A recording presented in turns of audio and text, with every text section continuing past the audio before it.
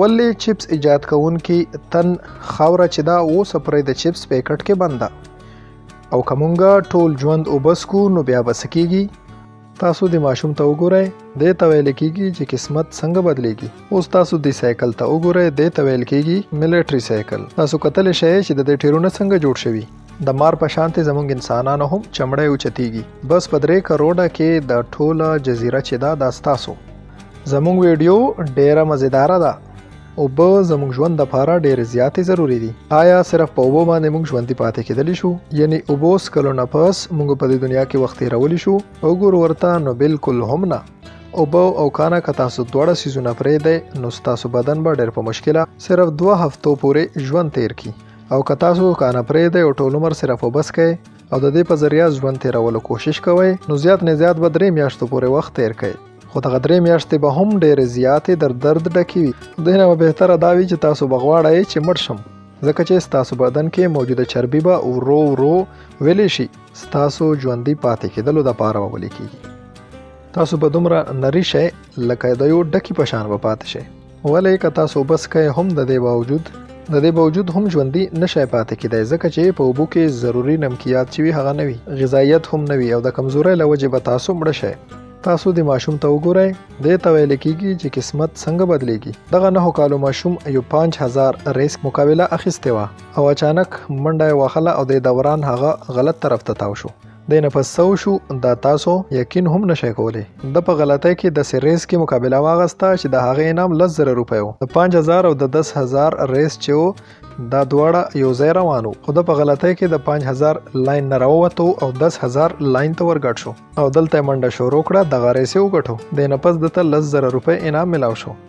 اوس تاسو د سایکل ته وګورئ دې ته ویل کېږي ملټری سایکل. تاسو کتلی شئ چې د دې ټیرونه څنګه جوړ شوي. دا اصل کې ځکه دغه رنګ جوړ کړی شوي و د جنګ په دوران ډېر زیات 13 سیزونه په ځمکه پراته وي نو د دې دپاره د آرام سره چلیدلی شي. دا د دې دپاره مضبوط جوړ کړی شوی و او کیدای شي چې د دې یو ټیر وزن چې دی هغه 10 کیلو نسي وای. دې وجې نه دا تاسو ته ډېر مضبوط هم ښکاري.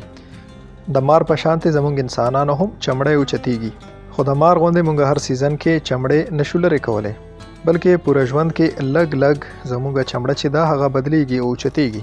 د دې موږ ته پته هم نه لګي او ستن یو انسان خپل ژوند کې 15 ځله خپله چمړی بدلی او د دې وزن 15 کیلو وي. ټرینګل جوړونکي تن نن هم د ټرینګل ډابي کې بند دی. فریډریک پال نومي یو تن چا چې ټرینګل جوړ کړی او هغه به په خپل ایجاد دومره فخر کوو چې په 2008 کې د هغه مړ کېدو نه پس د هغه باقیاتو لږې ډېرې خاورې ټرینګل کې بندې کړې شي او په ځمکه کې ښخې کړې شوې او دا د هغه وصیت هم و. افغانستان کې اوسیدونکي خلکو ته افغان ویل کېږي او د هغو چې کومه کرنسي ته هغې ته افغاني ویل کېږي او خلک په دې کې زیاتره ډېر زیات کنفیوز وي او که وګورو دا په حقیقت کې ډېره زیاته د کنفیوژن خبره ده، ځکه چې د هغو کرنسي او د نشنلیټي نوم یو رنګه دی. که تاسو ډېر زیات ګرځئ یا سفر کوئ نو تاسو په خپل ملا باندې یو ورکوټې غوندې ریبن ولګوئ نو دا ورکوټې سیز به تاسو خپله شا پیژندګلو لپاره ډېر مدد درکوي، ځکه چې ټرین نه کوزیدو په وخت یا گاډي نه کوزیدو په وخت بار چیکینګ او بیگ کلاولو باندې ډېر ټایم لګي. که تاسو یو ورځ هم خوب ونه کړئ نو روغه ورځ به ستاسو مازغه ډېر په کلاره کار کوي، یعنی سلو وي. خوب په تاسو دومره زیات اثر کوي. که تاسو چېرې یو شپه خوب ونه کوئ نو 4 ورځې به ستاسو مازغه پوره طریقې سره کار نه کوي، لکه څنګه چې به دغه مازغه وړاندې کار کوو. دا مازغه خپل ځای ته راتلو باندې 4 ورځې اخلي. بس په 3 کروڑه کې د ټوله جزیره چې دا ستاسو کېدلی شي. په سنټرل امریکا کې یوه جزیره ده کومه چې خرڅیږي. دراصل سنټرل یعنی وسطي امریکا چې دا هغه دومره ترقي یافته نه ده. د دې په وجه هلته کې د ځمکې قیمت چې دی هغه ډېر زیات کم دی. 3 کروڑه هم د دپاره ډېرې سیوا دي، خو د نورو جزیرو مقابله کې دا ډېر زیاته کمه ده. شراب څکونکي شراب څکلو نه پس فرفر انګریزي ووایئ. زیاتره خلکو ته دنیا کې ډېرې ژبې ورځي، خو هغوی دننه دومره اعتماد نه وي چې هغه دغه ژبې فرفر ووایي، خو دراصل شراب څکلو نه پس هغه دغه ژبه فرفر ویلی شي.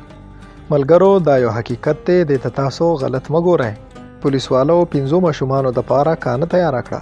نیدرلینډ کې لو بلډ شوګر له وجې یوه زنانه چې ده هغه داخله کړې شوه، خو د دې زنانه 5 ماشومان وو کومو دپاره چې د شپې کانه تیارول پاتې او د دوی څوک هم نه و او دغه پولیس والا او د ماشومانو د پاره کانه تیار کړه.